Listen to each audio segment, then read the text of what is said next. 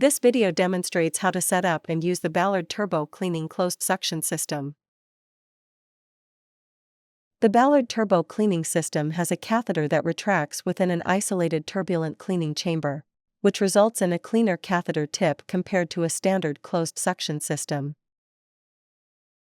Before beginning the procedure, wash your hands and don appropriate protective equipment per your hospital protocol. Non-sterile gloves are okay. Obtain the correct catheter size. Most experts suggest that the catheter should occupy no more than half of the inner diameter of the artificial airway. To obtain the correct size, multiply the ET tube diameter by 2 and then select the next smallest catheter. For example, if you were using an 8 mm ET tube, multiply by 2 to get 16 and then choose the next catheter size down, which is 14 French. Remove the catheter from its packaging, remove the red removal wedge and attach the flex connector. If necessary, attach the catheter to the suction tubing at the thumb valve. Depress and hold the thumb valve and adjust the vacuum regulator to the desired level. Most experts suggest a negative pressure of 80 to 120 mm of mercury, or negative 10.7 to negative 15.9 kilopascals. Release the thumb control valve and attach the catheter between the patient and the ventilator circuit. To begin the suctioning procedure, first stabilize the catheter and the ET tube adapter with one hand. Then, with the other hand, advance the catheter into the ET tube using your thumb and forefinger.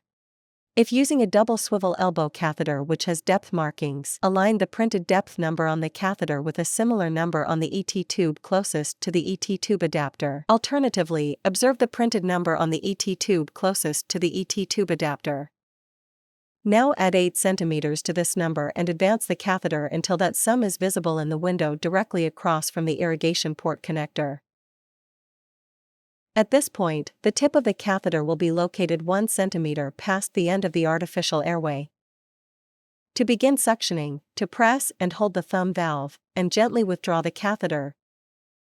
Use intermittent or continuous suctioning technique according to your hospital protocol.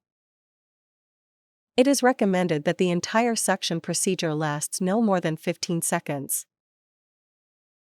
Stop withdrawing when you see the black ring inside of the catheter sleeve, and then release the thumb valve. Now you must irrigate the catheter tip.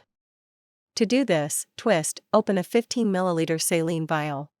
Open the cap on the irrigation port, and insert the saline vial. Intermittently to press and release the thumb valve until the catheter and chamber are clear, or until the saline vial is empty. Remove the saline vial, discard it, and replace the cap on the irrigation port. Lock the thumb valve to prevent inadvertent or accidental suction. To do this, lift the white part of the thumb valve and rotate it 180 degrees. Repeat this action to unlock. Apply the appropriate day sticker to the thumb valve.